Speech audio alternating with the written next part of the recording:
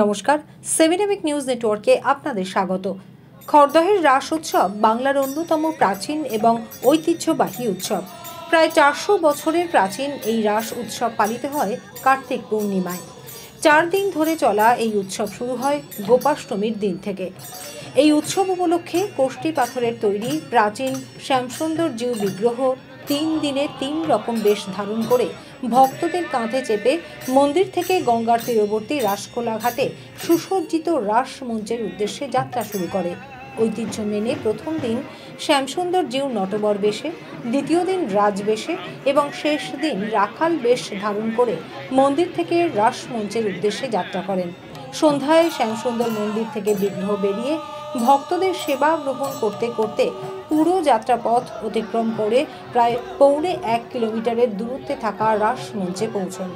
সুসজ্জিত যাত্রাপথের দুদিকে দূর দূরান্ত থেকে আসা অসংখ্য দর্শনার্থী এবং ভক্তদের ঢল উপচে পড়ে। বিভিন্ন ধরনের বাদ্যযন্ত্র বাজিয়ে নাম সংকীর্তন করতে করতে ভক্তেরা শ্যামসুন্দরের সঙ্গী হন। চতুর্থ দিন মূল মন্দিরে শ্যামের বিগ্রহ প্রবেশ করার পরেই শুরু হয় খিচুড়ি লুট, যা বিরাট ভোগ নামে পরিচিত। এমনটাই জানালেন মন্দির কর্তৃপক্ষ।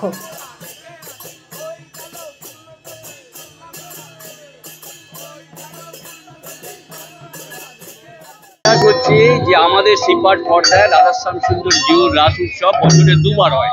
একটা কোজাগরি পূর্ণিমা থেকে রাস হয়, তাকে বলা হয় শরৎ রাস। আর এই যে রাস আপনারা ঘুরতে এসেছেন, এটা হচ্ছে মহারাস। আজকে তার প্রথম দিন। আজকে বহু নটবর বেশ ধরেছেন, আমরা চতুর্থলায় তুলেছি। এই যে পদগান দেখছেন, আমাদের খান্না ঘাড়ানা যে পদগান, এটা হচ্ছে প্রায় 400 বছরের পুরনো। আর আজকে এই যে নটবর বেশ ধরেছেন, আমরা এইখান থেকে যে রাসমঞ্চে নিয়ে যাবো, রাসমঞ্চে যেতে 5 মিনিট সময় লাগে, কিন্তু আমরা প্রভুকে নিয়ে যাব প্রায় 2.5 ঘন্টা সময় লাগবে। এই 2.5 ঘন্টার পরে রাসমঞ্চে তুলবো এবং রাসমঞ্চে তিনি ঠাকুর থেকে যাবেন এবং কালকে ভোরবেলায় 4:30 মঙ্গল আরতি হওয়ার পরে আমরা কাছের পালকি করে ঠাকুরকে নিয়ে চলে আসবো। আগামীকাল ঠিক এইরকমই এই যে পদগানগুলো শুনছেন, এই পদগানের মাধ্যমে আমরা নিয়ে যাব এবং আগামীকাল উনি রাজবেশ করবেন, করে উনি যাবেন এবং আমরা রাসমঞ্চে তুলবো। তৃতীয় দিন সকালে আমরা নিয়ে চলে আসবো। তৃতীয় দিন উনি রাখাল বেশ ধরবেন, ধরে তিনি এইভাবেই, কিন্তু তৃতীয় দিন আপনাদের রূপবন্দনা গান আছে, সেই রূপবন্দনার মাধ্যমে আমরা নিয়ে যাব এবং চতুর্থ দিন সকালে আমরা নিয়ে আসবো না, আমাদের সারাদিন থাকবে ওখানে। 11:30টার সময় আমরা গিয়ে ঠাকুরকে তুলবো। কিন্তু সেদিকে একটা ঐতিহাসিক কারণ আছে যে আমরা প্রথম ভক্তদের এবং নিত্যান্ত বংশে দৈত্যদের সবার মাথায় একটা করে ছেড়ে বেঁধে দেবো। এর ঐতিহাসিক কারণ হচ্ছে নিত্যানন্দের সঙ্গে গৌরাঙ্গর মিলন হওয়ার পরে গৌরাঙ্গ একদিন নিত্যানন্দকে নিজে হাতে সাজাচ্ছেন, সেই বলরাম স্বরূপ দেখছেন।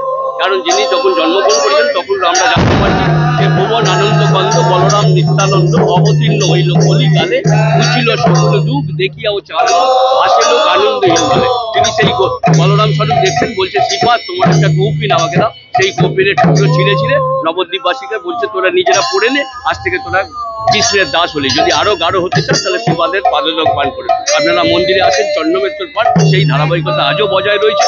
এবং আমরা যখন ঠাকুরকে তুলবো, আমরা ঠাকুরকে তোলার পরে আমাদের প্রথম গানই আছে অতি তটে পিত ধরা মস্তকে মোহন চূড়া শত শিখি পুচ্ছ শিরে সহ।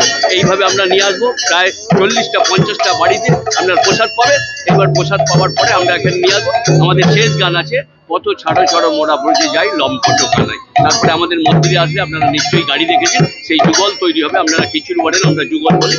সেই প্রায় কয়েক কুইন্টালের খিচুড়ি ভক্তরা এসে লুট করে নিয়ে চলে যাবে। এই আমাদের 4 দিনের মূল পর্ব। খড়দহ থেকে রাজাদের রিপোর্ট, 7 নিউজ নেটওয়ার্ক। আরও বিভিন্ন খবরের আপডেট জানতে হলে অবশ্যই সাবস্ক্রাইব করুন 7 নিউজ নেটওয়ার্ক চ্যানেলটি, কারণ আপনাদের একটা সাবস্ক্রিপশন আমাদের কাছে অত্যন্ত মূল্যবান। পাশাপাশি অবশ্যই ফলো করুন আমাদের হোয়াটসঅ্যাপ চ্যানেলটিও। জয় হিন্দ।